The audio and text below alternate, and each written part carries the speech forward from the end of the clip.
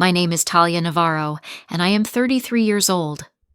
Last night, in my small apartment in Los Angeles, I sat on the edge of my couch and checked my ticket number by number. The numbers on the screen matched the numbers in my hand, one after another, as if the universe had decided to speak in perfect sequence. In that breathless stretch of seconds, I understood a single fact with absolute clarity. I had won 52 million American dollars. The shock did not explode. It settled, like heavy snow. Joy, fear, and disbelief pressed against one another until they felt like the same emotion. The first thought I could form was simple and sharp. I will tell no one, at least not yet. In my family, money has always been like a sour fog that drifts into every conversation. Who deserves what? Who owes whom? Old arguments that never end, debts that never really close. If true stories like this keep you listening, please subscribe and be among the first 1,000 subscribers here. When we reach the end, tell me how you felt in the comments, because this channel is about the thin line where loyalty ends and self-respect begins. Before last night, my life was simple, strict, and tired. I rented a one-room place in Silver Lake. I woke before sunrise, simmered coffee slowly on the stove, wrote the day's expenses in a notebook, and watched the city yawn awake. I worked in financial planning for a creative agency. Project budgets, cash flow tables, and endless client revisions filled my weeks. Numbers calmed me, but meetings full of bright voices often left a tightness in my chest. I had watched ideas sparkle in the wrong person's hands. I had watched effort vanish like steam. When I realized I had won, my thoughts became a tug of war. One voice whispered, "You are free now." Another answered, "Freedom can become another cage." Outside the window, the hills rose and dimmed under the slow breathing of the city. I lifted my phone to call someone, anyone, and then let it settle back on the table. Every name I could dial carried old splinters, broken promises, half-healed slights, running tallies no one admits to keeping. I made a promise to myself. Before I filed anything official, before my name sat in a headline or on a website or in a public announcement, I would make a plan. At the center of that plan lived a question I had avoided for years. If one day I had nothing to give, who would stand beside me anyway? I was not going to hand the wheel of my life to a sudden wind without knowing the answer. I did not sleep. I read accounts of winners through the night glow of the screen. A flood of long-lost relatives, requests that never stop, shame that lingers for years. But there were other endings too. Some people learned to breathe first and then to share. They drew boundaries, protected their peace, and refused to lose themselves in the noise that money makes. I told myself, breathe first. Think before speaking. Choose before announcing. In the morning, I opened my notebook and wrote 3 sentences on the first page. 1. I will not call anyone today. 2. I will sketch a plan. 3. Every decision will honor the values that have carried me this far. I walked the block before work. The city woke with the smell of coffee and the steady braid of morning routines. An older neighbor opened her window and watered the plants on her sill, the same way she always does. Some things refusing to change can be oddly comforting. That small comfort gave me the calm I needed to list what must change. The first change would be what to tell, to whom, and when. I would not drop a thunderclap on my family. I would begin with a small, honest measure. I would see how each person responded to a modest need. Not to shocking news, but to a quiet request. I would watch without shaming, without escalating, and without turning anyone into a spectacle. I wanted to understand the weight and direction of their hearts. The second change would be a frame for safety and quiet. My life could not become scenery for other people's curiosity. I needed an order that would protect my home, my routines, and my mind. That order included who I would speak to, what I would say, and the answers I would give if pressed. I filled pages with possible questions and calm, truthful replies, sentences and intentions, boundaries and reasons. The third change would protect my conscience. Drawing a line is not cruelty. Asking for help is not weakness. Silence is not always a lie. I would stop letting other people's balance sheets decide my life. By nightfall, I returned to the window and sat with the shape of the plan until it felt solid. I would begin with a small trial. I would learn who listens without judgment when times are hard. I would learn who reaches out a hand without a speech attached. It was not a way to lose people. It was a way to find myself. On the last line of the page, I wrote, "Great decisions are built from small signs." I placed my phone face down on the table and did not look at the screen. I took one deep breath in complete silence. I would not call anyone tonight. Tomorrow I would choose the right words and open the next clean page. Now I turn to you. What feeling does this beginning leave with you? If you want to know where this goes next, please subscribe and be among the first 1,000. Leave one sentence in the comments. Drawing a boundary is not cruelty. In the next part, I will tell you who I call first and why I choose that person. Morning light moved across the ceiling like a slow tide. I set the ticket on the table, signed the back with a steady hand, and placed it inside a plain envelope. I slid the envelope into a small fireproof lockbox and then into the back of my closet behind an old suitcase. I told myself out loud, once, in a calm voice, "You are safe. You will move carefully." By 9 o'clock, I had an appointment downtown with attorney Philippa Montgomery, a woman known for estate work and long-range planning. Her office sat high above the traffic and the noise, all glass and steady air, a place designed to slow your pulse. I carried the lockbox in a canvas tote that looked like a grocery bag. At the reception desk, I wrote my name without shaking. "Ms. Navarro, welcome," the receptionist said. "Attorney Montgomery is ready for you." Philippa was in her 50s, with silver-threaded hair, clear eyes, and the kind of stillness that makes other people stop rushing. She stood to greet me and did not comment on the lockbox. She simply gestured to a chair, waited for me to sit, and listened as I told her the truth. "I believe I have won 52 million American dollars, I said. "I want to protect my privacy and my peace, and I want to protect the people around me from the storm that money can bring." Philippa asked careful questions. She confirmed basic steps I had already taken and added the steps I had missed. Photograph the ticket. Make 2 copies for the file. Store the original in a bank's safe deposit box.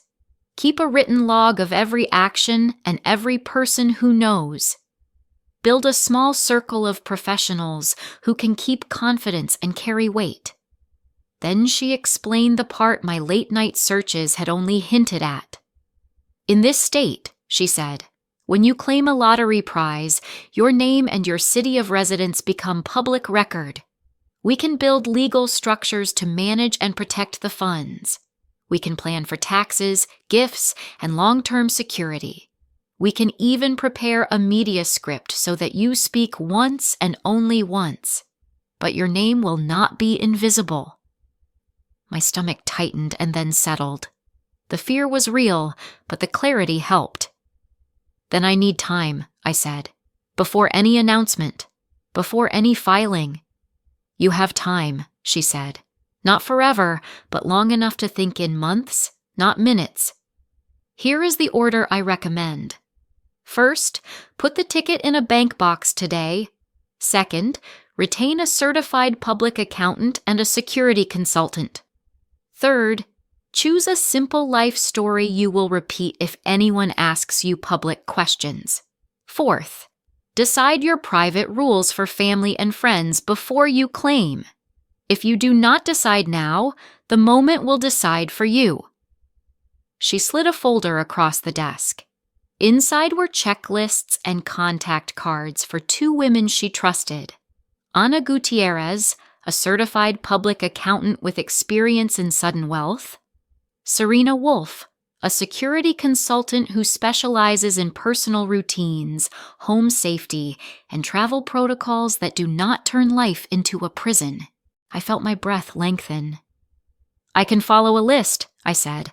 Lists are how I breathe. Good, Philippa said. Start with the bank. I left her office with 3 actions and a steady spine. By noon, I had moved the ticket from my apartment to a safe deposit box at a branch a few blocks from my workplace. I kept the key on a plain ring with no label. The lockbox returned to the closet, now light and empty, a decoy for my own nerves. On a park bench near the branch, I opened my notebook. I titled a page Rules Before Claiming and wrote, 1. No sudden lifestyle changes. 2. No new purchases beyond normal bills. 3. No announcements. 4. Prepare a small, honest need and ask for help. 5. Observe, do not punish. Record, do not argue. Decide, do not explain. I closed my eyes and pictured faces. My mother, Marisol, quick to comfort, quick to pass the problem along. My sister Lena, organized and image-conscious, generous when generosity is celebrated, careful when it is quiet.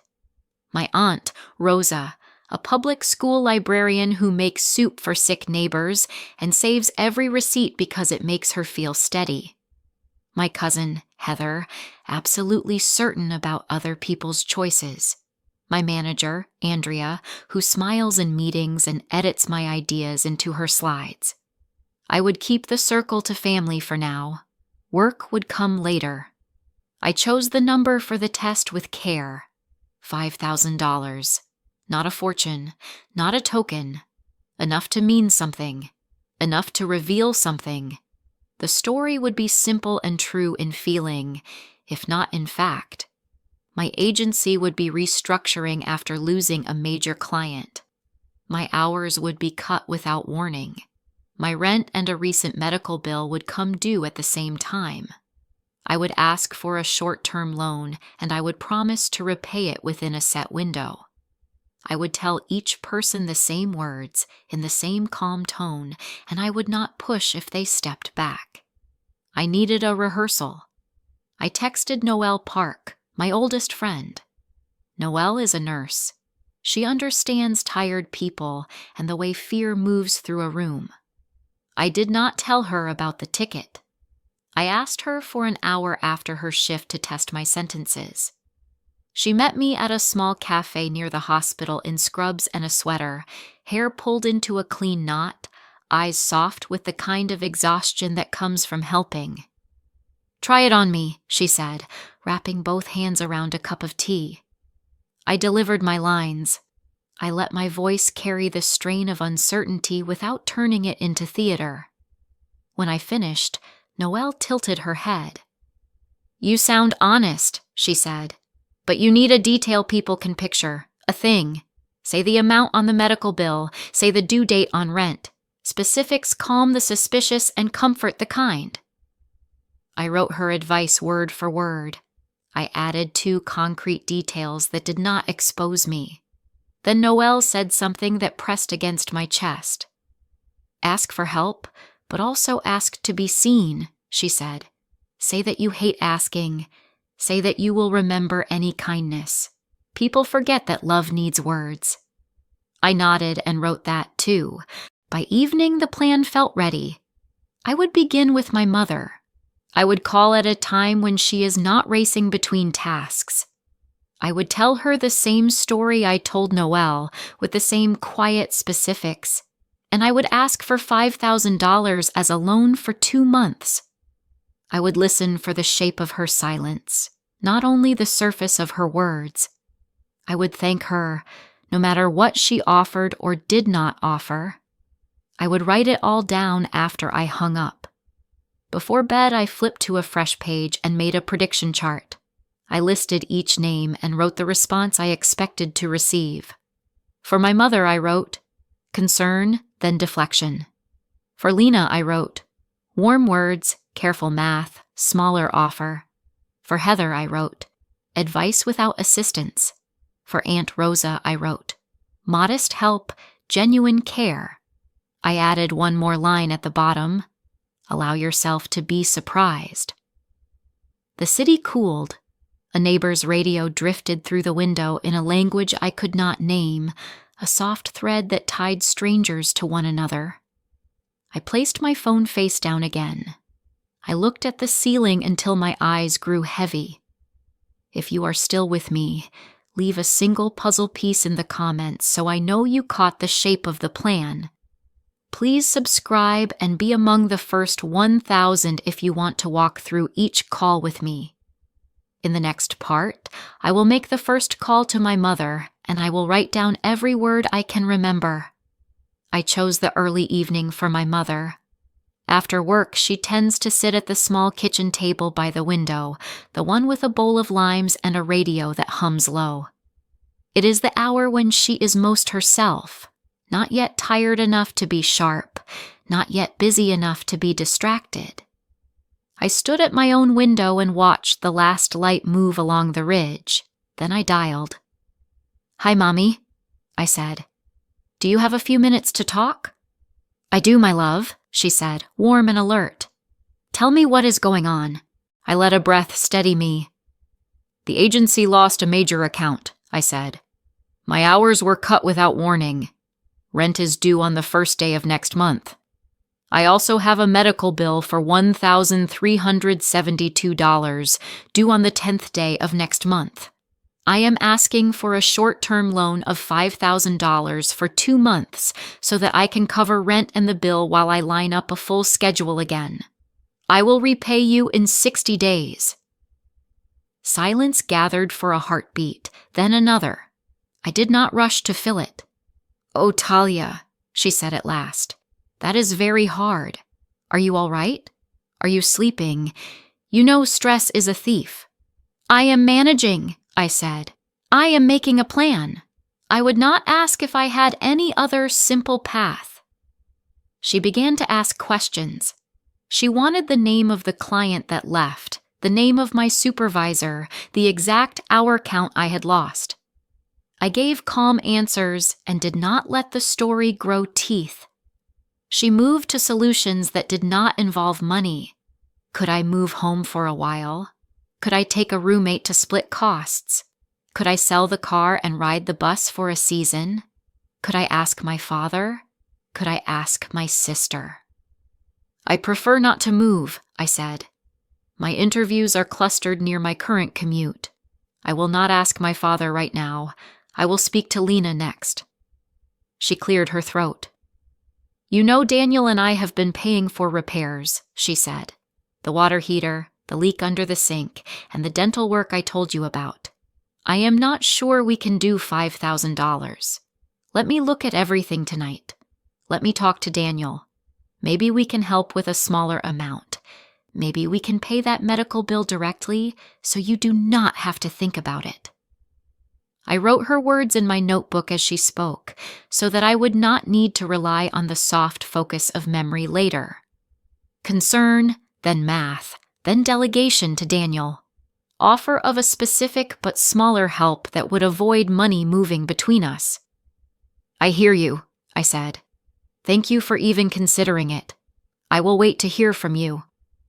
"I do not want you to worry," she said quickly. "You know that I love you.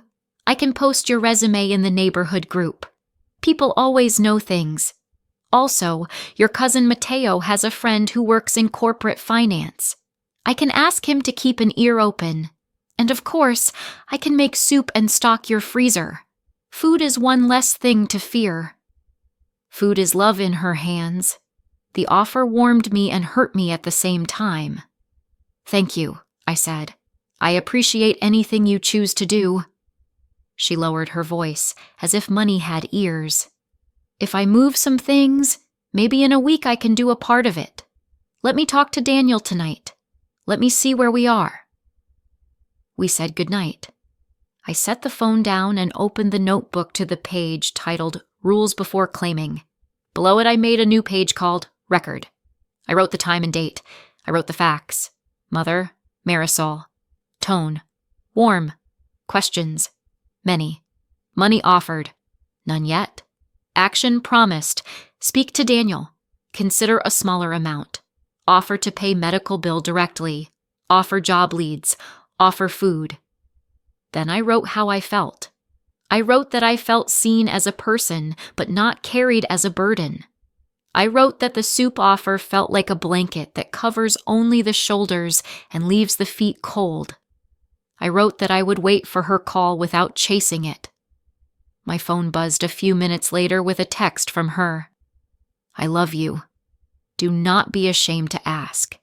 I will talk to Daniel when he gets home." A second message followed. "Please do not ask your father until I see what we can do. He will turn this into a lecture, and I do not want you to feel small." I closed my eyes and let the messages sit inside my ribs where the ache and the comfort live together. Then I took a walk around the block without my phone. I passed the mural on the corner, the one with a blue heron flying across a field of orange poppies. A man on a balcony played a trumpet softly, scales rising and falling like someone practicing being brave. Back home, I washed a single mug and dried it with a towel that had lost its color at the edges. I sat again and listed what I had learned. 1. My mother will look for every solution that does not involve money first. 2. She prefers to route any money through a purpose, not through me. 3. She wants to protect me from my father's judgment even when she cannot protect me from the bill. 4. She believes soup can heal a week. She is often right. Before sleep, I opened the prediction chart from the night before and drew a small check mark next to the words I had written for her: concern, then deflection. I added a modifier: concern, then deflection, then practical kindness. I set my alarm for the morning. Noelle had sent a message asking me to confirm our check-in before I called my sister. I answered with a simple yes. I did not explain. I did not apologize. As I turned off the lamp, the city settled into its night version. Tires brushed the street like whispers. A plane moved across the dark with a red pulse. I lay on my back and let my breath count to 4 on the way in and 4 on the way out. The plan had begun. I had made the first call and I had not drowned in it. If you are still here, leave a single line in the comments. Concern can be kind and still not be enough. Please subscribe and be among the first 1,000 if you want to follow the next call. In the next part, I will call my sister, Lena, and I will let you hear what money sounds like when it taps on the glass of a perfect kitchen. I chose late morning for Lena. She likes daylight that makes every surface of her home look like a magazine spread. When the sun angles right, the quartz island turns soft and milky, and the brass hardware glows like warm coins. I drove to Pasadena and parked under a jacaranda tree that had let a few violet petals fall across the hood of my car. I carried nothing but my notebook and my phone. Lena opened the door with a bright smile that she wears the same way she wears a blazer. She hugged me with perfume and purpose and waved me toward the kitchen. There was a eucalyptus candle burning. There was a bowl of green apples that did not look like anyone would ever eat them. There was a silence that meant she expected good news. "Tell me everything," she said, already reaching for the espresso machine. I sat on a stool and folded my hands. "The agency lost a major account," I said. "My hours were cut without warning. Rent is due on the first day of next month. I also have a medical bill for $1,372 due on the 10th day of next month. I am asking for a short-term loan of $5,000 for 2 months so that I can cover rent and the bill while I line up a full schedule again. I will repay you in 60 days. She held very still for a second, then smiled in a soft, managerial way. You are strong, she said. You will land on your feet. Sit tight and let me think. She began with questions that lived on a spreadsheet in her mind. What is your exact rent amount? What is the interest rate on your card? What is your current cash on hand? How many interviews do you have scheduled? What is the average salary band you are targeting? I answered, point by point, plain and clean. She nodded and made small sounds that meant approval or concern. Then she glanced at the wall clock and shifted. This is hard timing, she said. I just paid the second installment on the condo assessment for the roof repairs, and I am midway through the primary bathroom remodel. The tile is already ordered. I also paid for my leadership certificate course for the next quarter. I could maybe help with a smaller amount right now. How much feels possible? I asked. Let me look, she said, already opening a budgeting app on her phone. She scrolled, lips pressed together. I can do $800 this week without moving anything strange. I could also put the medical bill on my card and pay it directly, but I would need to split it across 2 statements. That means I would pay $700 now and $672 next month. I let the numbers rest between us. Thank you for running the math, I said. I would remember any kindness. She leaned on the island and looked at me closely, as if she were examining a spreadsheet cell that refused to format. I have a different idea, she said. Move in here for 2 months. Use the guest room. It is full of clothing racks right now, but I can move them to the office. You can save rent entirely. We will set house rules so we do not bump into one another. Treat it like a reset, not a retreat. I looked at the gleaming kitchen, at the candle and the apples and the spotless sink. I pictured my shoes by her door and my receipts on her counter. I pictured the way we grew up, one of us arranging the scene and one of us trying not to disturb it. I took a breath. Moving would make interviews harder, I said. My commute works now. I prefer to stay in my place if I can. She nodded, satisfied to have offered a strategic option. Then I can do $800 this week, she said. I can pay the first part of the medical bill today. I will schedule the second part for next month. If my bonus posts on time, I can add something then. Thank you, I said. I will repay whatever you lend me in 60 days. She smiled and reached for 2 cups. We will not put that in writing, she said. I know you. You always repay. She handed me a small porcelain cup and changed the subject with the grace of someone who knows how to steer a conversation away from a bruise. She asked about my manager. She asked about our mother.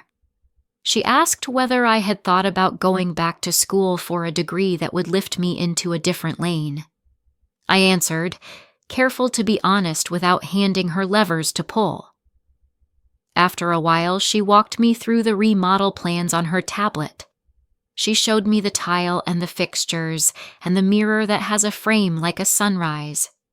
She waited for me to say that it was beautiful. It was, and I said so. She relaxed a little. She likes praise to land as gently as dust, unnoticed and everywhere. When I stood to leave, she squeezed my hands. You will be fine, she said. You are disciplined. Remember that you can always come here. Remember that I am on your side. Outside, the jacaranda light moved across the street in blocks of shade and violet. I sat in my car and opened the notebook to the page called Record. Sister, Lena. Tone. Warm, managerial. Questions. Precise, financial. Money offered, $800 now. Medical bill split across 2 months. Possible additional help if bonus posts. Non-money offer. Temporary move-in for 2 months with house rules. Framing. Strategic, image-conscious, prefers systems and structure. Then I wrote how I felt. I wrote that I felt respected as a person who keeps promises. I wrote that I felt managed, not embraced. I wrote that her offer to house me felt like a contract disguised as comfort. I wrote that she had given what her structure allowed and that I could accept it without debt in my heart. My phone chimed. A notification showed that a payment of $700 had been made to the medical provider with a note from Lena that said, "First half, second half, next month." A second message appeared. $800 transferred. I whispered, "Thank you," to the quiet car. Before driving away, I opened the prediction chart and drew a check mark next to the words I had written for her. Warm words, careful math, smaller offer. I added a new line. Systems before sentiment. On the way back to Los Angeles, I stopped at a small market where the air smelled like cilantro and fresh tortillas. I bought limes and a paper bag of oranges. At home, I placed the limes in a bowl and laughed at myself for copying a detail from Lena's stage. Then I set one lime aside for my mother because some echoes are not performance. They are gratitude. I took a short walk at dusk. The sky wore a pale stripe of peach over the hills. A child practiced skateboard turns on the sidewalk. A woman watered a patch of succulents and waved at me without asking for my name. I felt the world return to its size. If you are still here, leave a single word in the comments that describes what you think money does to a room. Please subscribe and be among the first 1,000 if you want to hear the next call. In the next part, I will visit Aunt Rosa, who believes in libraries, soup, and quiet revolutions, and I will ask for the same $5,000. I chose late afternoon for Aunt Rosa. She works the day shift at a branch library east of downtown, a brick building with a mural of jacaranda blossoms and open books along the wall that faces the street. I arrived half an hour before closing so that I could watch her world without interrupting it. Children moved from table to table with paper crowns and glue on their fingers. A teenager asked for a book about scholarships and stood a little taller when Rosa placed 3 titles in her hands. A man in a sun-faded jacket returned a stack of poetry and left with a Spanish novel tucked under his arm. Rosa nodded at each person as if she were handing out small lanterns. When the last patrons drifted out, Rosa wheeled a cart toward the return slot and looked up with a smile that lives mostly in her eyes. "Mi amor," she said, soft and steady. "Walk with me while I lock up, and then come to the apartment. I made soup for tomorrow's lunch, which means we can borrow from tomorrow." We walked the aisles while she gathered stray books with the tenderness of a gardener lifting fallen stems. Outside, the air held that faint, baked sweetness sidewalks keep after a long day of sun. At her place, 2 blocks away, she set bowls on the table and ladled caldo verde as if it were a sentence she had practiced all her life. There were slices of bread on a plate and a small dish of butter that looked like someone had smoothed it with a palette knife. A radio on the counter played quietly, the kind of station that believes every song should carry a little hope. She waited until I finished the first spoonful before she asked, "Tell me."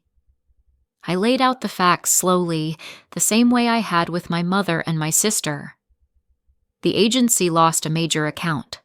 My hours were cut without warning. Rent is due on the first day of next month. I have a medical bill for $1,372 due on the 10th day of next month.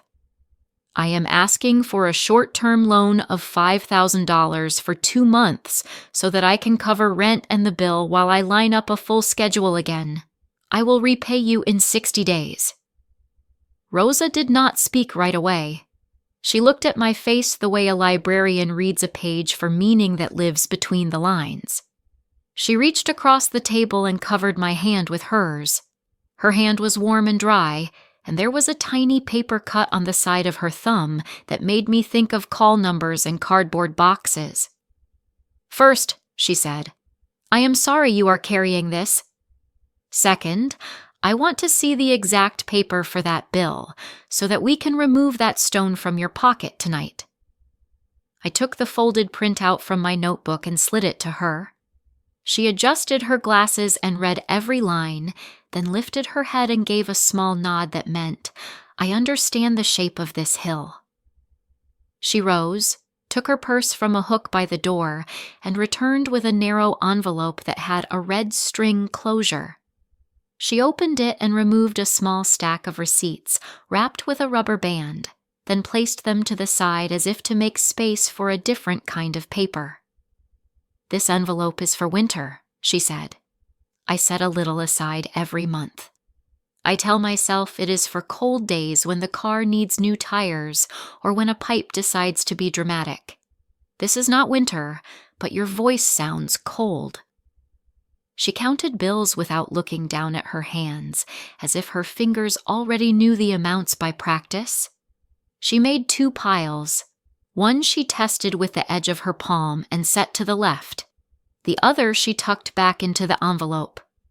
"I can do $1,500 in cash tonight," she said. "I can also pay the medical bill in full on the phone right now. I would like to do that. Then I can give you $200 each Friday for the next 4 weeks. That makes $2,300 from me this month, not counting the bill. Next month, when I finish paying for the new eyeglasses, I can look again and add what I can." I opened my mouth and then closed it. The soup steamed between us like a quiet blessing. "Rosa," I said, "that is too much." She shook her head once. "It is what I can do. I can take the bus for a while. I can make soup from bones and cabbage, which you know is a miracle that tastes better the second day. I cannot make a daughter feel alone at a table." My eyes stung. I blinked until the room settled back into focus. "I will repay you," I said. "I will remember this, even when the remembering hurts." She smiled with one corner of her mouth. "Good. Remembering should ache a little. That ache makes us careful with other people's hearts." She took her phone and dialed the number printed on the bill. She put the call on speaker so that I could hear the automated steps. When the voice prompted her, she read the account number in the patient tone she uses for first graders learning to read. She paid $1,372, then wrote the confirmation code on the top of the page and underlined it twice. She slid the paper back to me. "The 10th day of next month will not bother you," she said. I could hear myself breathing. I could hear the radio. I could hear something in my chest settle like a bird folding its wings. I reached for her hand and did not bother to wipe my face. She pretended not to notice, which is another kind of love. "Eat more," she said, as if hunger were a problem soup did not understand how to lose. After dinner, she pulled a shallow tin from a drawer. The lid had a peeling sticker of a sunflower on it. Inside were small envelopes labeled with black pen. Rent, groceries, transportation, gifts, emergencies. She took the one marked emergencies and placed the $1,500 inside a plain white envelope. She sealed it carefully, then wrote my name on the front in tall, schoolteacher letters. "This comes with 3 conditions," she said. "First, you will accept it without shame. Second, you will tell me if the plan changes, even if you think I will not like the change. Third, you will let me walk with you in this, even if all I can offer 1 week is a ride or a pot of soup." "I agree," I said, "to all 3. She nodded. "Then you will sleep tonight, and you will call me tomorrow after you speak with your father or when you decide not to." "I will call you," I said. Before I left, she handed me a plastic container with more soup and a bag with 4 oranges and a small loaf of bread wrapped in a clean towel. She hugged me and kissed my cheek and said a prayer that sounded like she was hiding it inside her breath so that no one but God could hear. On the sidewalk, the night had begun to collect itself. A boy rode past on a bicycle with a card clipped to the wheel so that it ticked like a tiny engine.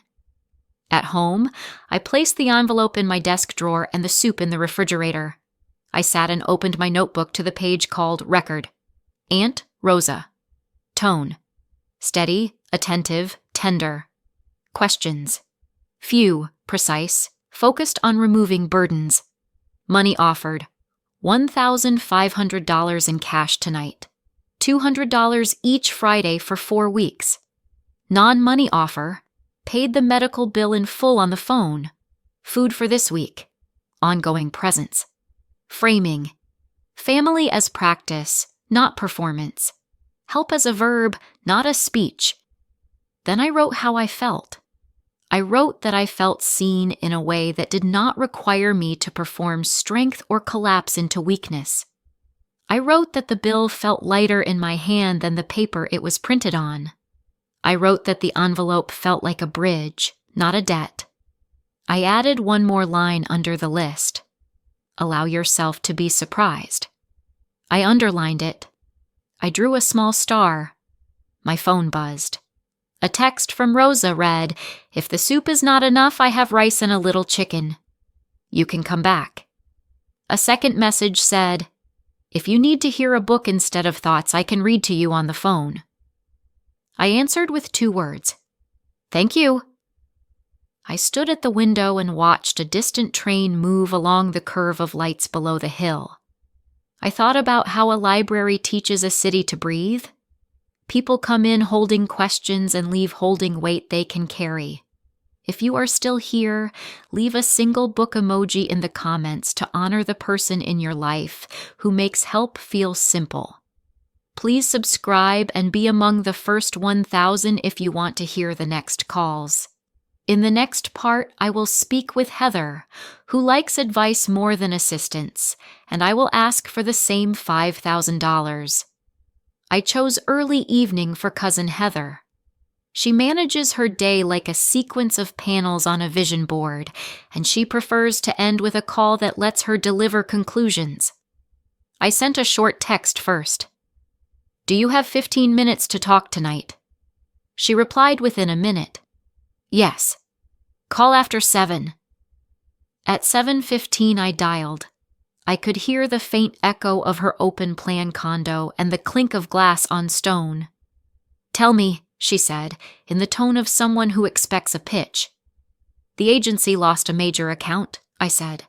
"My hours were cut without warning. Rent is due on the first day of next month. I have a medical bill for $1,372 due on the 10th day of next month. I am asking for a short-term loan of $5,000 for 2 months so that I can cover rent and the bill while I line up a full schedule again. I will repay you in 60 days. She breathed in, a measured sound. "First, I am sorry that your company is unstable," she said. "Second, I want you to think bigger. This is an opportunity. Why hold on to a 1-room apartment and a shrinking role? You should pivot. You should leverage this into a complete rebrand." I waited. "Listen," she continued. "You need a new field. Project management, product operations, or corporate partnerships. You have the brain for it, you just refuse to market yourself. I will send you a template for your resume, and I will mark it up so that it reads like leadership. I will also share a list of podcasts and a course on strategic storytelling. You will need a portfolio site. I know a designer who can build it for you at a friendly rate." I let the advice gather in a small pile beside me. "I appreciate the resources," I said. "Right now I am asking for $5,000 as a short-term loan. 2 months. I will repay you in 60 days. She changed angles. "Let me be honest," she said. "I do not believe in enabling. Cash does not solve patterns. If I hand you money, I am part of the problem you need to solve. If I help you change lanes, I am part of the solution. I am not asking for a gift, I said. I am asking for a loan with a date. I hear you, she said. Here is what I can do that will have real impact. I will introduce you to a recruiter who owes me a favor. I will sit with you for 2 hours on Sunday and fix your LinkedIn profile. I will send you a list of companies that will value you.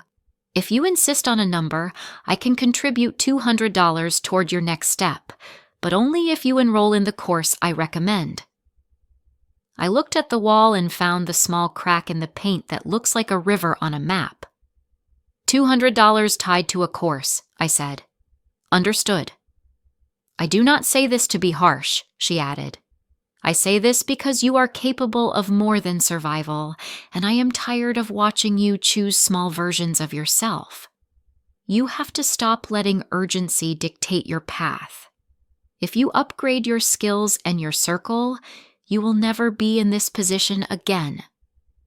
I thanked her for her time and for the names she would send. I thanked her for the 2 hours on Sunday and for the introduction to the recruiter. I did not argue with her thesis about my life because I knew this conversation could stretch for an hour and still end in the same place. Before we hung up, she said, "One more thing. Do not ask the family for money. It creates a story that is hard to close. Solve this with strategy and pride." After the call, I sat at the table and opened my notebook to the page called Record. Cousin, Heather. Tone: efficient, assertive, prescriptive. Questions: none about feelings. Framing questions about career repositioning. Money offered: $200, conditional on enrolling in a course she recommends. Non-money offer: resume template, profile session on Sunday, recruiter introduction, resource list. Framing: help equals strategy. Cash equals enabling. Advice equals care. Then I wrote how I felt. I wrote that I felt like a case study on her screen, clean and abstract. I wrote that I respected her willingness to give time, even when it arrived dressed as a mirror I did not ask to look into. I wrote that conditional money did not fit my need, and that naming the misfit out loud only turns the hinge harder, so I would not. My phone chimed. A message from her read, "Recruiter's name is Allison. I will connect you by morning.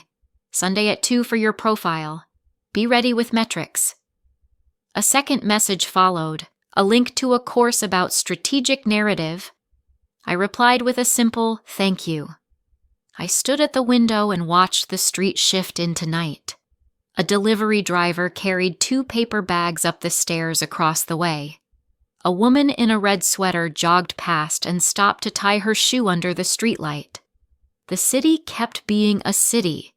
My questions kept being my questions. I opened the prediction chart and placed a check mark next to the words I had written for her earlier. Advice without assistance. I added a line. Assistance, but only in the form of advice. I poured a glass of water and set it beside the envelope Aunt Rosa had given me. I put my palm flat on the desk and felt the grain of the wood. I said out loud, "You are observing, not punishing. You are recording, not arguing. You are deciding, not explaining. If you are still here, leave a single compass emoji in the comments to name the person in your life who prefers to guide rather than to give. Please subscribe and be among the first 1,000 if you want to hear the next call. In the next part, I will meet with my father and I will ask for the same $5,000. Before I called my father, I cleaned my ledger. I logged into the medical provider's portal and checked the account. The system showed $700 already paid by Lena and a scheduled payment of $672 set for next month. Aunt Rosa and I had paid the remaining balance by phone last night. The representative confirmed that the account now read paid in full. I corrected my notebook line so that it reflected what truly happened. Lena covered the first part. Rosa cleared the rest. I sent Lena a polite message asking her to cancel next month's scheduled payment because the balance was zero, and I thanked her again for moving so quickly. With the numbers aligned, I chose a neutral cafe near my father's house in Glendale. He likes places that serve plain coffee in thick cups and do not play music louder than conversation. I arrived 10 minutes early, took a small table near the window, and placed my notebook under my palm like ballast. He came on time, as he always does. My father, Raphael, wore a short-sleeved shirt with a pen clipped to the pocket and the calm, lined face of a man who measures his days in habits. He hugged me with his chin and sat. The waitress brought 2 menus. He set his aside without opening it. "Tell me," he said, in the voice he used when I was 10 and had scraped a knee and he wanted the full account. "The agency lost a major account," I said. "My hours were cut without warning. Rent is due on the first day of next month. I have cleared a medical bill with help, but I am still asking for a short-term loan of $5,000 for 2 months so that I can cover rent and keep my footing while I line up a full schedule again. I will repay you in 60 days. He listened with his arms crossed, then uncrossed them and folded his hands on the table as if he were about to grade a test. "First," he said, "I am sorry you are under strain. Second, I want to talk about how you prevent this from happening again." I waited. "You know what I teach my students," he continued. 6 months of expenses in cash. Not in an account that tempts you to touch it, but in a place that makes you feel the weight of it. You need to lower your fixed costs. You need to cancel comforts and live with discipline for a season. This is not punishment. This is training. "I understand your framework," I said. "I am asking for a 2-month loan of $5,000. He nodded once, the nod that means he has heard the words but will now proceed with his plan. "Let us look at your budget," he said. "What is your exact rent? What is your electricity bill in August? What are you paying for that phone? How many subscriptions are you carrying that do not teach you anything? Give me your numbers and I will make you a spreadsheet you can live inside. You will hate it for a week and then you will thank me." The waitress came and poured coffee.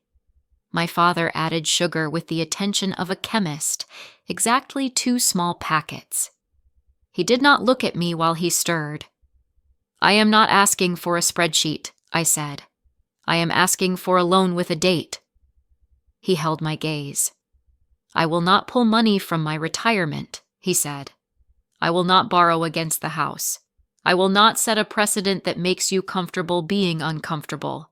I can give you $200 today in cash, and I can help you shave $400 from your monthly expenses by the end of the week. That is $600 of immediate relief without creating a story about debt between us." I let the offer sit between the cups. The number was small against the shape of what I had asked, but it was clean, and he believed in it. "Thank you for the offer," I said. "It does not meet the need." He took a breath and set his spoon down. "Then I will make a second proposal," he said. "Move into the back room for 2 months. It is not large, but it is quiet. Nadia and I will not charge you rent. You will contribute to groceries and utilities. You will take a bus, or I will drive you to interviews. You will build a cushion. At the end of 2 months, you will be stronger." I pictured the small room with the low bookcase and the window that faces the alley. I pictured my shoes on his doormat, my notebooks on his table, my future collapsing into a childhood shape. I pictured Nadia's careful routines and the way she likes everything to be settled before 9 o'clock. "Moving would complicate my interviews," I said. "I prefer to stay where I am." He sipped his coffee and nodded again, this time slower. "You have always been a person of preference," he said, almost gently. Preference is a luxury that becomes expensive in a hurry.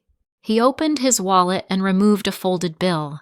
He placed $200 on the table, pinned under the edge of his coffee cup so that it would not lift in the breeze from the door. "Take it," he said. "It is not what you asked. It is what I can give that does not teach the wrong lesson. I will also send you a spreadsheet template tonight. Fill it in before you go to sleep. I want to see where your money goes with the same clarity that you want to be seen as a person." I thanked him. I did not argue with the phrases about lessons and preference. There are arguments that turn fathers into walls. There are days when a wall is easier to walk around than to move. He asked about my mother. I said that she was concerned and that she might help with a portion. He shook his head in the slow way that means he has seen this pattern before and does not admire it. He asked about Lena. I said that she had helped with part of a bill and a transfer. He approved with a quiet sound. He asked whether I had considered returning to school. I said that I was considering all options. He nodded and left the thought alone, which was a kindness. We paid. He insisted on the check. Outside, he stood with me on the sidewalk and looked at the sky as if it were a map for sailors. "You will be all right," he said. "You are not fragile. You only forget that you are not." "I know," I said. He hugged me the same way he had greeted me, with his chin and his bones. He put his hand on my shoulder for a second longer than habit would require. Then he walked to his car and waved once before he drove away. I sat back at the table and opened my notebook to the page called Record. Father Raphael. Tone. Measured, instructional, protective through rules. Questions. Detailed budget focus. None about feelings. Money offered. $200 today. No loans. Non-money offer. 2-month rent-free back room with conditions. Spreadsheet and budgeting work. Rides to interviews. Framing. Help equals discipline. Loans teach the wrong lesson. Preference equals luxury. Then I wrote how I felt. I wrote that I felt like a student whose answer was almost correct, but not in the form the teacher wanted. I wrote that I respected his consistency even when it met the surface of my need and stopped. I wrote that the $200 would go into an envelope labeled Bridge, not Rescue. My phone buzzed as I closed the notebook. A text from him read, "Template attached. Use the second tab for variable expenses. Call if you get stuck." A second message followed. "Proud of your calm. Do not mistake my rules for absence of love." I walked to my car and sat with the door open to the evening air. Somewhere nearby, a sprinkler clicked across a lawn. A child laughed inside a house with open windows. The world did not adjust itself to the size of my questions. It moved the way it always moves, steady and indifferent, and I felt steadier inside it. At home, I placed the $200 in the desk drawer beside Rosa's envelope and Lena's transfer receipt. I wrote a small line at the bottom of the page. Observe the pattern, accept the gift. Do not swallow the lesson whole. If you are still here, leave a single gear emoji in the comments if you have a person in your life whose love arrives as a system. Please subscribe and be among the first 1,000 if you want to follow the next steps. In the next part, I will speak with Noelle, my oldest friend, and I will decide how to hold what the family did and did not do. By morning, there was a message from my mother. I spoke with Daniel. We can send $500 today and $300 next week. I can also bring groceries on Saturday, so you do not spend on food. Please do not ask your father for anything else. I love you. I typed, "Thank you," and put the phone face down so that gratitude could take a full breath without bumping into old resentments. I wrote the numbers in my notebook and circled the word groceries because help that arrives as food has a way of making the apartment feel less empty. I met Noelle at a bench outside the hospital where she had just finished a 12-hour shift. She wore scrubs and a cardigan and had the soft, clear look of a person who has been inside other people's fear and is not afraid of it. We sat with paper cups of tea and watched the city move like a slow river. "Tell me what happened," she said. I told her about my mother's warm questions and careful math. I told her about Lena paying $700 toward the medical bill, about Aunt Rosa clearing the remaining $672 and handing me $1,500 in cash with 4 smaller promises of $200 each Friday. I told her about Cousin Heather offering strategy instead of money, and about my father setting $200 on the table like a principal made of paper. I told her that my mother and Daniel had offered $500 now and $300 next week, plus groceries. Noelle listened without interrupting. Then she asked a question that felt like a hand placed flat against my sternum. "What are you measuring, Talia? Are you measuring money? Are you measuring presence? Are you measuring whether the person knows how to lift the thing that is actually heavy?" I looked at the asphalt where a leaf skated in a small circle and did not go anywhere.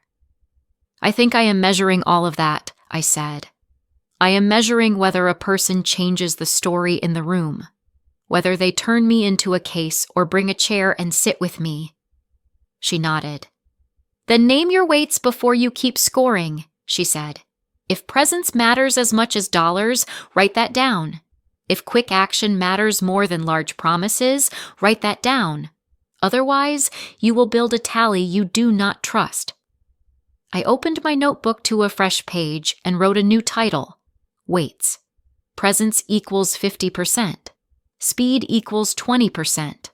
Dollar amount equals 20%. Judgment equals minus 10% or minus 20% depending on sharpness. Control disguised as help equals minus 15%. I set the pen down. "Is that fair?" I asked. "It is honest," she said. "Honest is better than fair." She looked at me for a long second and then said the sentence she had warned me with before. "You are still telling a story that is not true," she said. "You did not lose hours. You are not short on rent because work failed you. You are running an experiment on people who do not know they are in one. If you keep going, do not pretend it is mercy. Call it what it is: a boundary rehearsal." I felt heat climb my neck, then fall away. "You are right," I said. "It is a rehearsal. I need to know who I am with people when I am not the person who fixes everything." She exhaled. "Then I am going to be your friend and not your audience," she said. "Here is what I can do. I can lend $300 today. I can drop off 4 meals from my prep on Sunday night so that you are not spending on takeout when you are tired. I can come with you to the bank if you need a second set of eyes. I can sit on the phone with your landlord if that conversation becomes hard. I do not have $5,000. I have presents and some small dollars. Will that count on your weights?" "It will," I said. "It already does." She looked toward the hospital door where a man in a blue jacket held it for 2 nurses. "I have one request," she said. "When you are done with this rehearsal, do not use it to punish people. Use it to choose how close you stand to them. That is all boundaries are. Distance choices." "I promise," I said. "I am observing. I am not hunting." She squeezed my hand. "Good. And one more request. Sleep. You are starting to sound like a person who has been awake inside her head for too many nights." I laughed, and the laugh shook something loose that had needed to move. "I will sleep," I said, "after one more call." She tilted her head. "Who?" "Daniel," I said. "My mother's husband. He holds the ledger that lives behind my mother's feelings. I want to hear his voice without my mother translating it." Noelle smiled without judgment. Then eat first, she said. Call after food. It is a rule I enforce with every patient and with you. We stood. She handed me the $300 folded in a receipt and said, "This is not a lesson. It is a small bridge." I put it in my notebook and wrote her name beside the weight called presents. On the walk home, I bought a sandwich and ate it slowly at the counter in my kitchen. I placed the $500 from my mother and $300 promised for next week on the list. I placed Noelle's $300 on the list. I wrote the total on a sticky note and put it on the wall beside the calendar. The number did not meet the $5,000 ask, but it was not nothing. It was proof that help can look like a series of small doors instead of one large gate. I washed the plate. I took 3 breaths with my hands flat on the counter.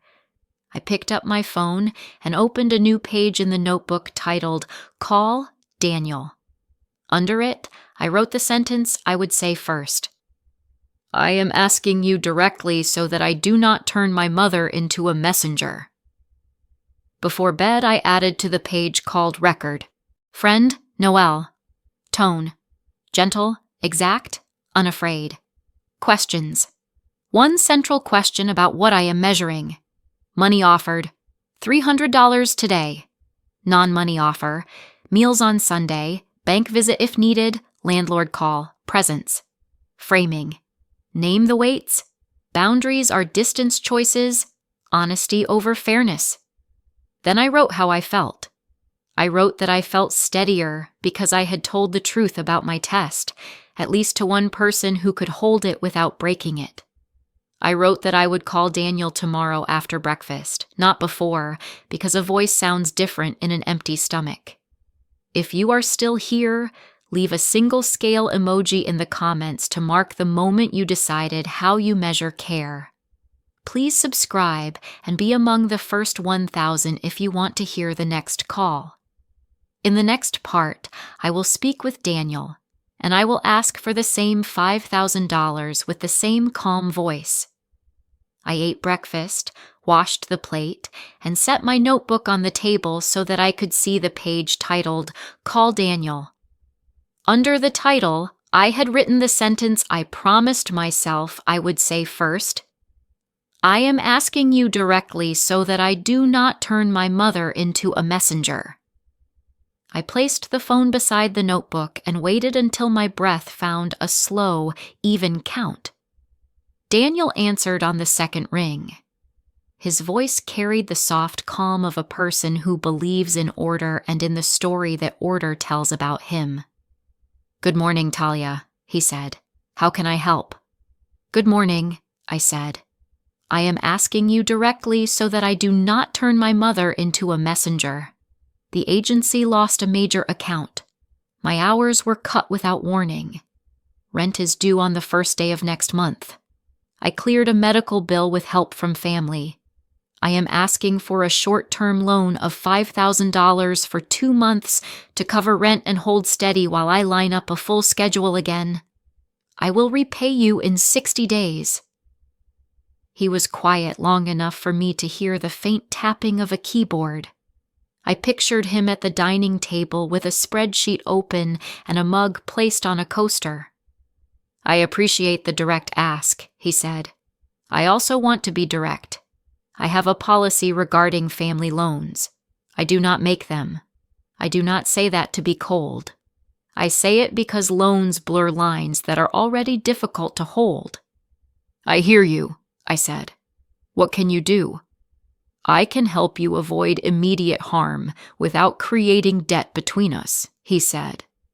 "Marisol and I discussed a plan last night. She may have already told you. We can send $500 today and $300 next week. We prefer to pay vendors directly when possible. We can cover 2 weeks of groceries for you on Saturday. If your landlord allows partial payment before the first day of the month, I will pay 1 week of rent directly to the management company today so that a late fee does not accumulate. I will need the account portal and your unit number." I let the numbers sit in the air until they felt real. "Thank you," I said. I received the message about $500 today and $300 next week. I am grateful for groceries. Regarding rent, the management company does not accept partial payments. It is the full amount or it is nothing. "I understand," he said. "Then here is an alternative. I can offer a one-time grant of $1,500 in addition to the $500 today and $300 next week. It is not a loan. There will be no repayment terms. It is a gift for stability. The condition is simple. I would like you to meet with a financial counselor that I will pay for, one session now and one session in 3 months. That is not control. That is accountability, and I will hold myself to the same rule if I ever ask you for money." I looked at the edge of the notebook where the paper fibers lift like tiny waves. I heard the word condition and waited to see whether it would grow teeth. It did not. It stood there like a gate with a person beside it, holding the key in plain sight. "I can accept that," I said. "If you send the details of the counselor, I will schedule the first session this week." "Good," he said. "I want you to feel supported without feeling trapped by obligation. For the record, I believe you will repay a loan if I make one. My refusal is not about your character. It is about my rules. I write them down, and then I live inside them." "I know," I said. "I see that." He cleared his throat. "I have a second request, and it is a request, not a rule. Please do not triangulate your father and your mother. If you ask one, do not use the other as leverage. That corrosion costs more than any interest rate." "I agree," I said. "I am not playing them against each other. I am measuring who stands where when it is quiet." "That is fair," he said. "Send me the management company rules, even if they do not allow partials. I like to read policies for myself. I will transfer $500 within the hour and $1,500 by end of day. I will schedule $300 for next week. I will text you the counselor's name. Thank you," I said. "I will send the portal link and the unit details for documentation even if it does not change the rent rule." "Please do," he said. "Documentation does not make life warmer, but it makes it clearer. Clear is a kind of warmth." We ended the call. I sat for a moment and let my shoulders drop. Then I opened the notebook to the page titled Record and wrote, "Stepfather, Daniel. Tone, calm, policy-driven, courteous. Questions. None about feelings. Clarifying questions about vendor rules and portals. Money offered. $500 today, $300 next week, one-time grant of $1,500 today. Non-money offer, 2 weeks of groceries on Saturday. Financial counselor, 2 sessions, paid by him. Will read management policy. Framing. No family loans as a rule. Gifts for stability are acceptable with light accountability." Then I wrote how I felt. I wrote that I felt seen as a person who can carry rules without being erased by them. I wrote that I felt the difference between control and accountability in my body, the way one tightens the ribs and the other opens the lungs. I wrote that a gate with a visible key is still a gate, but it is also a conversation. My phone buzzed. A bank alert confirmed $500 received. A text followed with a name and number. Financial counselor, Dr. Evelyn Shore. She works with ordinary people, not just high earners. Schedule at your pace. Another text followed. $1,500 will land by end of day. I replied with a single sentence.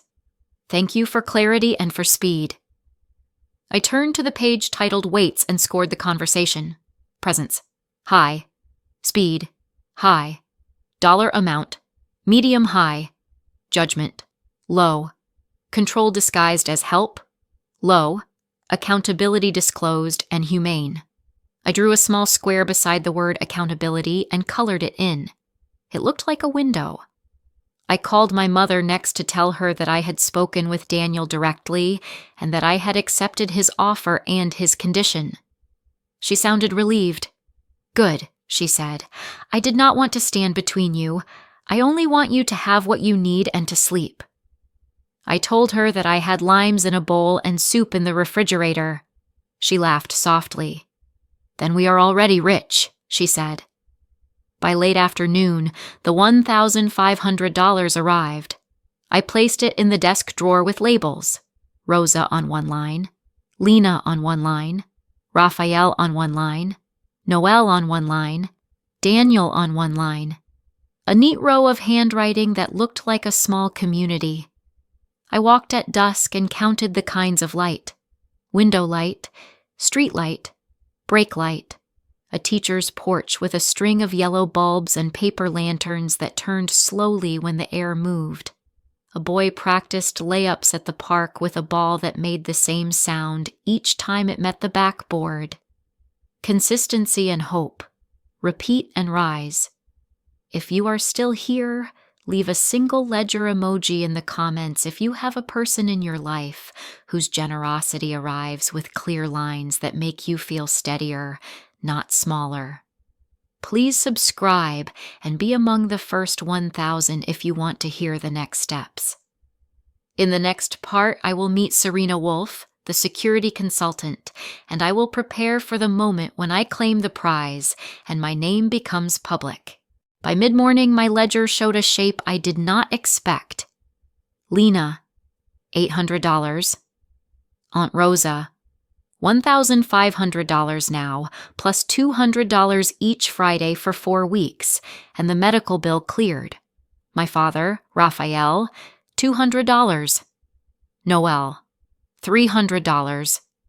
Daniel, $500 today and a one-time grant of $1,500, with $300 scheduled for next week and groceries on Saturday. The total on hand already reached $4,800, not including the small amounts that would arrive over the next days. A series of small doors had opened into a single room. I called attorney Philippa Montgomery and told her I was ready to take the next steps. She booked me for the afternoon and asked me to arrive with 2 things written down in ink. The first was a 1-paragraph public statement for the moment when my name would be published after the claim. The second was a list titled "Lines I Will Not Cross," to remind me what not to say even if a microphone made the air feel soft and inviting. In her office, she read both pages in silence. My statement was simple. I thanked the store that sold the ticket, acknowledged the staff who work those counters all year, and said that I planned to give myself time before making any big decisions. I said that my hope was to live quietly and use the money in a way that made ordinary days less precarious for people who have been carrying too much. I did not mention family. I did not mention specific plans. I did not invite the world into my kitchen. On the second page, I had written, "No specific addresses, no mention of vulnerable people in my life, no surprise gifts announced in public, no promises made in a rush, no interviews beyond the required statement, no social media posts about money at any time." Philippa nodded. "This is disciplined," she said. "Now we bring in Serena Wolf." Serena arrived 10 minutes later with a canvas folder and a presence that did not need to be loud to fill a room.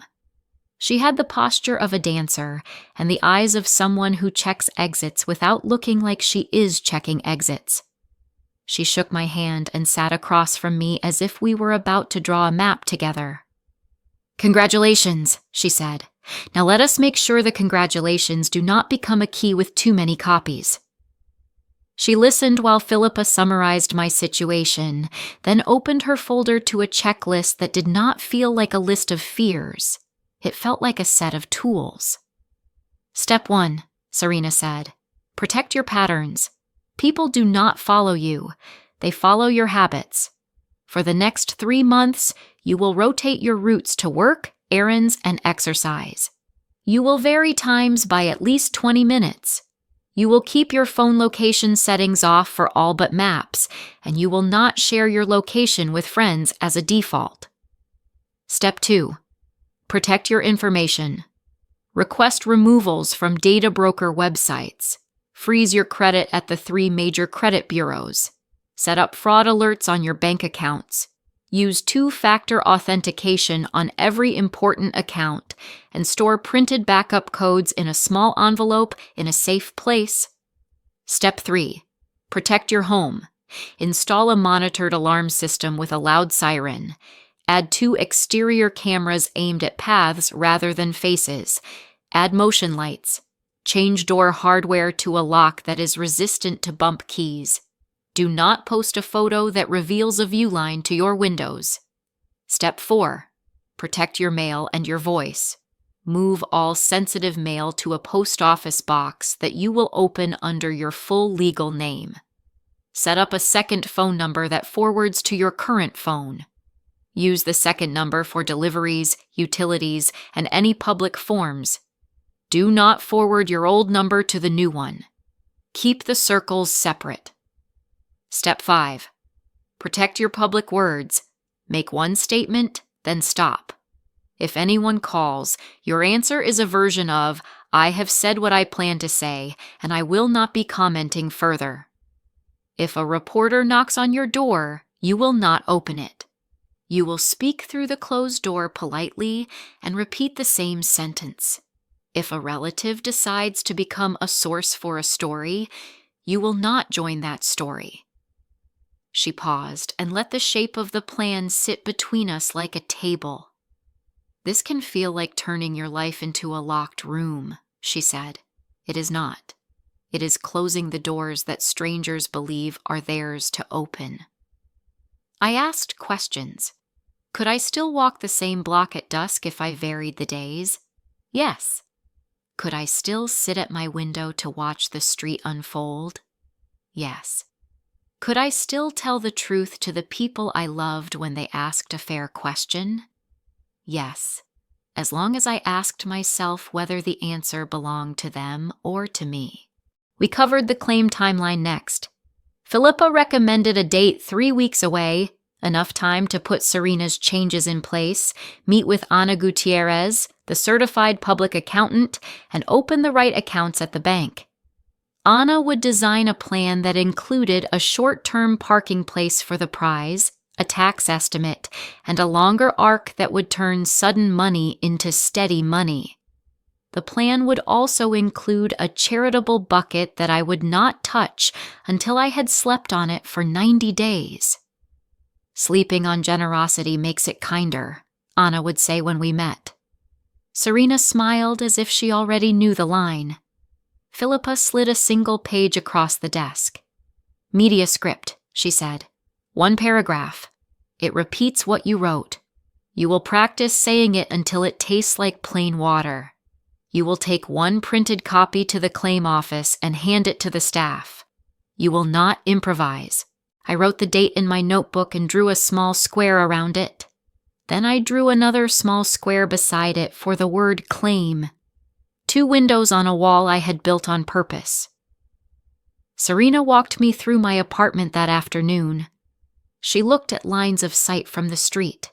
She stood in the doorway and listened to the way sound moved from the hall.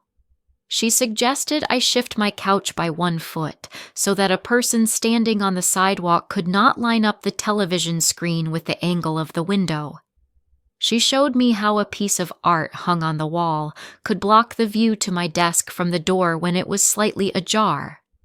She recommended that I place a small safe, not for valuables, but for documents and backup codes, and that I store a hard copy of my contact list in it because phones die on bad days. When we finished, she asked me to practice saying no in 3 forms. Polite no. I appreciate the interest, but I am not discussing this. Firm no. I am not discussing this. Please stop asking. Closed door no. Silence, followed by ending the conversation. "People will test your edges," she said. "You cannot stop the testing. You can strengthen the edge." She left me with a slim binder and a feeling that did not taste like fear. It tasted like clean air after heavy rain. That evening, Noelle dropped off 4 meals in labeled containers and sat with me while I moved the couch 1 foot and taped the binder's emergency contacts page to the inside of the hall closet. We laughed at ourselves for treating a strip of blue painter's tape like a holy object. When she left, I stood in the doorway and practiced the polite no out loud. It did not feel like a performance. It felt like a promise. Before sleep, I opened the page titled Weights and added a line at the bottom. Safety equals the constant weight under every other weight. I underlined the word constant. On the record page, I wrote, Security Consultant Serena Wolf. Tone, calm, practical, protective without drama. Offers, pattern changes, information protection, home changes, mail and phone separation, public word strategy. Framing, close the doors that do not belong to strangers. 1 statement, then silence. I turned to a fresh page and wrote a title I had been circling for days. What I owe and to whom I owe it. Under it, I wrote 4 names: Rosa, Lena, Noelle, Daniel. I did not list amounts. I wrote sentences. For Rosa, I owe a form of care that feels like soup. For Lena, I owe respect for the way she gives through systems. For Noelle, I owe truth told in full sentences, not performances. For Daniel, I owe clarity and accountability matched with my own. I closed the notebook and placed it in the drawer beside the envelopes. I stood at the window and counted 6 different types of light. If you are still here, leave a single locked door emoji in the comments if you know the relief of closing a door that needed closing.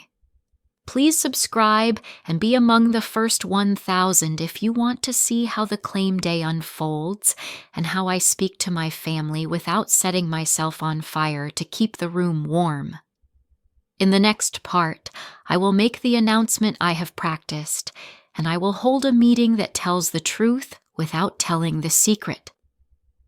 The morning of the claim, I woke before the light and sat at the table with my notebook open to the page that held my paragraph. I read it out loud 3 times, exactly as attorney Philippa Montgomery had told me to read it, until the words felt like plain water. I dressed simply and tied my hair back. Serena Wolf met me outside my building and watched the street with quiet attention while I locked the door. We rode in silence. At the office where winners complete their paperwork, the air carried the steady hum of a place built to turn chance into procedure. A staff member checked my identification, photographed the ticket, and guided me through forms that were clear, dry, and final. I signed my name with a hand that did not shake. When it was time to speak, I stood behind a small podium and read the paragraph I had practiced. I am grateful to the store that sold the ticket and to the people who work those counters every day. I plan to give myself time before making any large decisions. I hope to live quietly and to use this money in ways that make ordinary days less precarious for people who have been carrying too much. I thank you for respecting my privacy. I handed a printed copy to the staff. A few reporters called out questions that rose and fell like small stones thrown into a lake. What will you buy first? Do you plan to quit your job? Will you help your family? I used Serena's 3 forms. Polite no. I appreciate the interest, but I am not discussing this. Firm no. I am not discussing this. Please stop asking.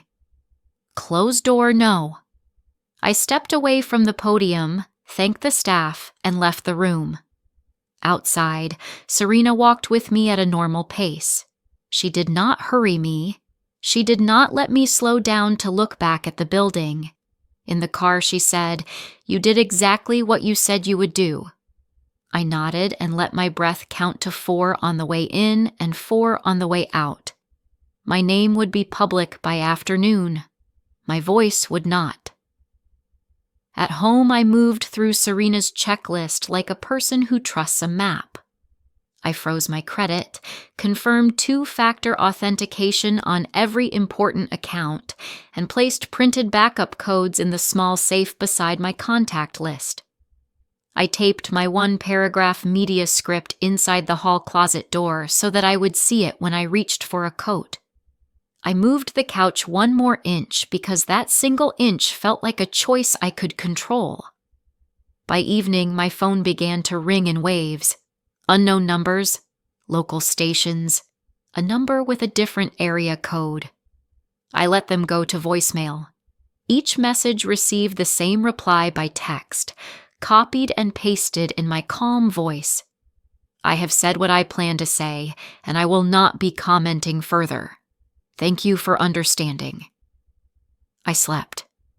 It was the square kind of sleep that a child might have after a long day in the sun. In the morning, I sent a single message to the people I love. "I will host a small gathering tonight at 7. Please come if you can. There will be tea, water, and chairs. There will be no food because I want the conversation to be light on performance. There is nothing to fear. There are a few things to say." I set 6 chairs in my living room and placed my notebook on the table beside a glass of water. I opened the window an inch. I turned off the television and set my phone on silent. I stood and waited for the knock. My mother, Marisol, arrived first with a paper bag that I knew held groceries even though I had asked for no food. I thanked her, took the bag, and placed it in the kitchen without opening it. Daniel came with her and nodded at the chairs as if he approved of their tidy line. Lena arrived alone and hugged me carefully, the way a person hugs a painting. Aunt Rosa knocked and entered with a smile that did not need anything. My father, Raphael, came in a plain shirt and set his keys on the table as if the table belonged to everyone. Cousin Heather arrived last with a bright tone and questions sitting behind her teeth. When we settled, I stood. "Thank you for coming," I said. "I asked you here because rumors travel faster than truth, and I prefer my truth in a room with chairs." I met each face once and then let my gaze rest on the space above their shoulders so that I could see them without being pulled into a single expression. "First," I said, "I am safe. I have spoken with a certified public accountant and a security consultant. I have a plan that allows me to move slowly and to breathe while I think. Second, I will not discuss the amount or the details of any money in this room or outside of it. I know that my name and my city are public record. I have made one public statement. I will not say more.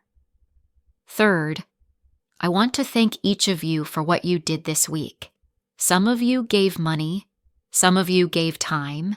Some of you gave structure. Some of you gave soup. I am recording these gifts so that I can honor them properly. I will repay every loan within the time I promised. I will not tally kindnesses like a ledger. I am only writing down what I owe, and I will clear it. I could feel the room shift.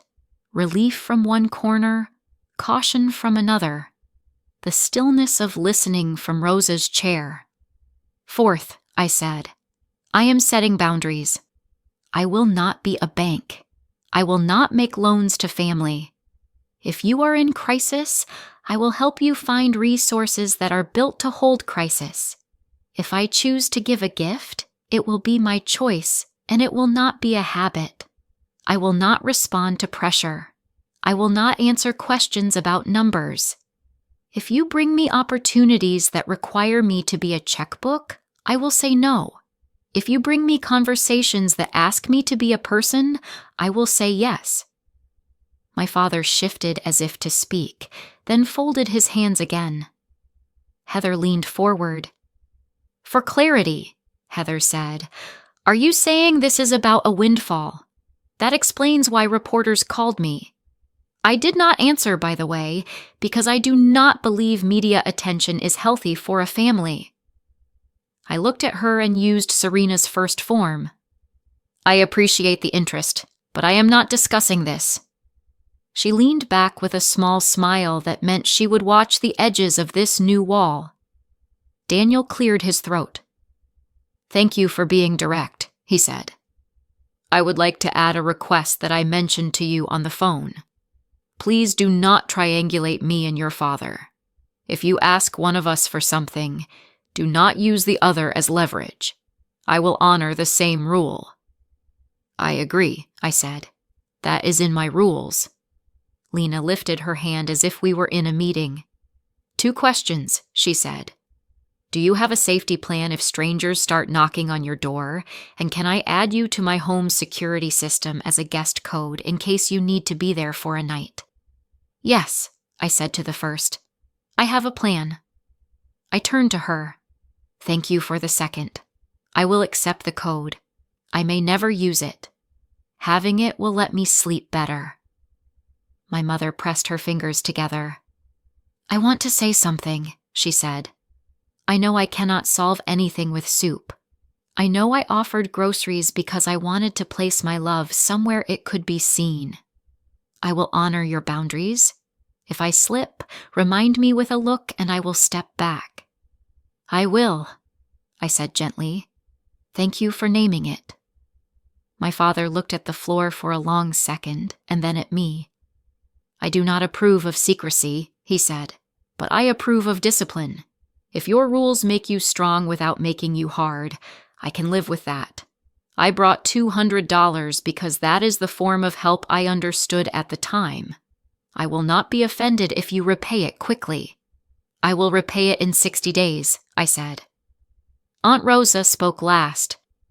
I have nothing to add, she said, except that the door to my home remains open without questions. When questions are ready to be answered, I will listen then too. She looked at me as if she had just checked a book out in my name that would never be due. I took a breath. 2 more things, I said. If anyone here chooses to speak to reporters, I will not join that story. If anyone here hears about an opportunity for me that does not involve my money and that does involve my skills or my heart, I will take that call. For everything else, the answer is one of these 3 sentences. I held up a card with Serena's language written in ink. You may use them too if you want. There was a small silence that felt like a bridge settling onto its supports. Then I said, that is all. Thank you for sitting with me. If you want tea or water, it is in the kitchen. If you want to stand on the balcony for a minute and watch the street, you can go 2 at a time.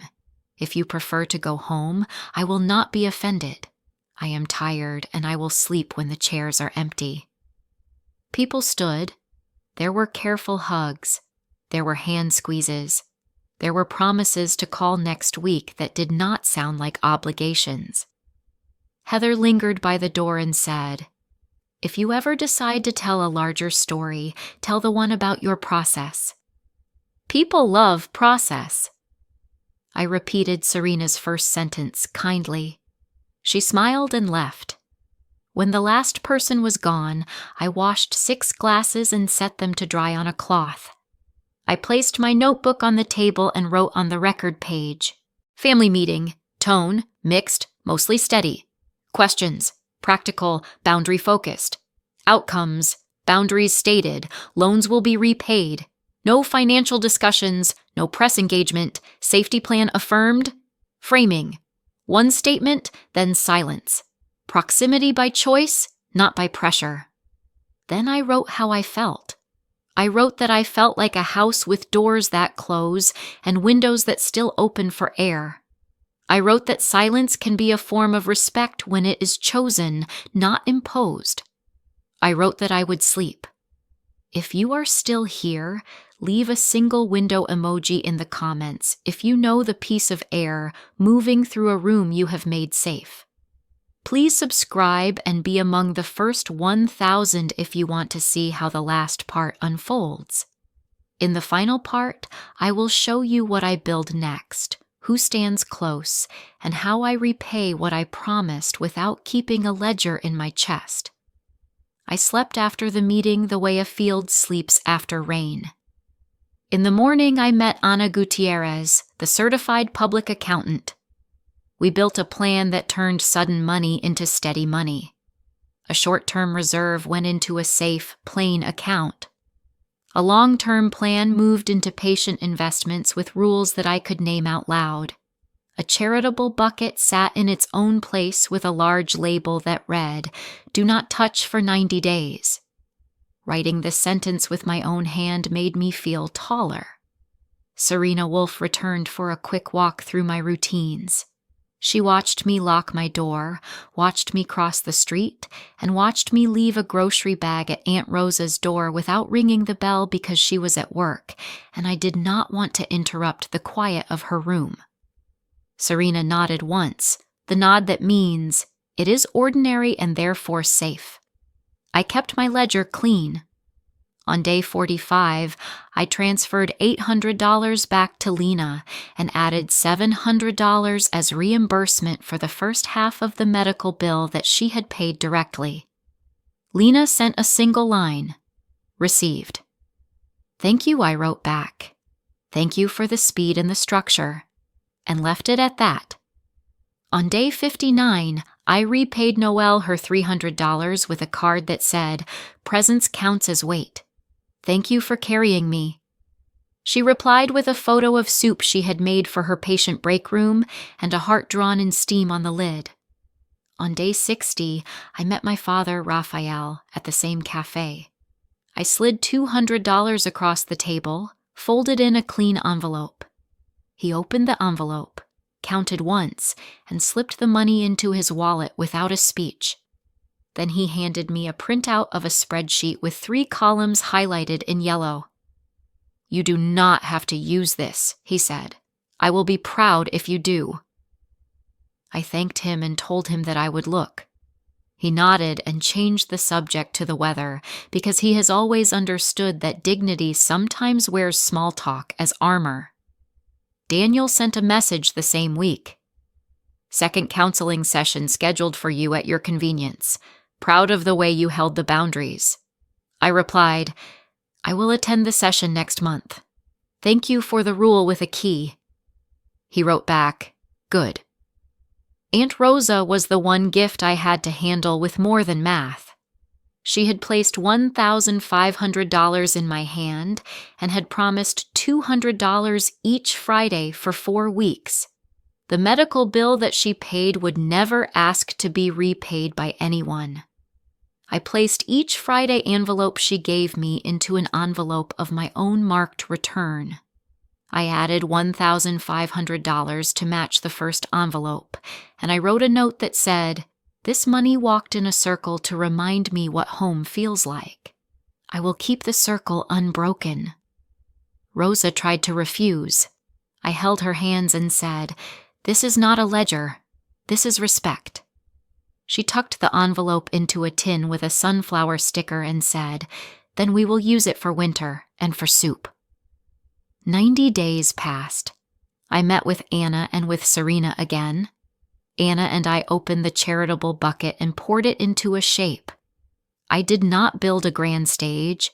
I built a small, sturdy bridge. I called it the Ordinary Day Fund. The fund paid overdue utility bills, small rent gaps, and medical co-pays for older neighbors and for people who had taken on the duty of caring for them. We worked through a local community center and through the branch library where Rosa spends her days. Rosa refused to be the face of anything. She agreed to be the quiet mind that helps choose who gets help, one envelope at a time. I did not post about it. I did not cut ribbons. I kept a notebook where each page held a first name, a date, and a line that read, "Ordinary Day Secured." When that notebook filled, I started a second. My home changed in small ways that felt like choices, not like fear. A new lock, a light that turned on with a motion so gentle I did not notice it until I needed it. A small safe with an envelope that held backup codes and a printed list of numbers in case the world turned its face away for a day. I walked the same block at dusk, but on different days. I sat at the window and watched the street, and the street did not turn to stare back. Work changed. I did not quit in a flash of triumph. I stepped away cleanly after I finished a project I had promised to finish. I took Noelle's advice about honesty and Cousin Heather's advice about clarity without swallowing the parts that did not taste right. I built a small team for the fund, 2 part-time people who knew how to answer a phone with kindness and how to read a bill for the number that really matters. Lena helped set up a system that kept our records boring on purpose. Daniel read our intake forms and suggested 2 lines that saved confusion. My father refused to serve on any board, but came by once a month to ask whether we were living inside our numbers. I let him point to the yellow columns and pretended that his pride did not set something warm behind my ribs. Rosa sent me a photo of a pot of arroz con pollo and a text that said, 4 more ordinary days secured. I printed the text and slid it into the notebook. A year passed. My name remained on a list I did not read. My phone remained quiet because I had learned how to let quiet stand. The fund had cleared 203 small hurdles for people who had been stuck and tired. We had kept electricity on in a heat wave for an old man who still writes letters by hand. We had covered rent for a woman who teaches children to read and who would have had to choose between her apartment and her medicine. We had paid for a dentist for a widower who could not chew apples and who sent us a note that said, "I cried when I ate an apple. Thank you for making me a man with teeth again." I read the note to Noelle on the phone. She laughed and cried at the same time, which is a kind of honesty I have always trusted. Family settled into true distances. Lena calls with systems and with love. My mother brings groceries when I do not ask, and forgets to bring them when she is tired, which is fine because love does not keep a schedule. Daniel holds the line on his rules and checks in when the weather and the news make everyone a little more brittle. My father brings me printouts that I do not always use and says, "You look rested." Cousin Heather still sends links to courses and still finds a way to turn advice into care when she remembers to take off her armor for a minute. Aunt Rosa keeps soup in her freezer and a chair at her table. When she prays, she does it in a voice that sounds like breathing. I kept my promise to myself about debts of the heart. I repaid every loan in the exact amount and on the exact day. I did not build a quiet resentment ledger in my chest. I built a small place in my mind where names sit under the word gratitude. I visit that place when the world gets loud. When I think about the test I ran, I do not tell myself that it was pure. It was not.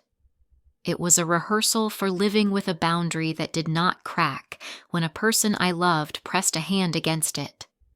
I am less interested now in who passed and who failed. I am more interested in how close I stand to each person without losing my breath. Today I stood at the window and counted 6 kinds of light again. Window light, street light, brake light, porch light, a string of yellow bulbs, the pale wash of the morning. I set a bowl of limes on the counter because the shape reminds me of Lena's careful stage and because the color makes the room feel awake. I opened the notebook to a clean page and wrote a single line.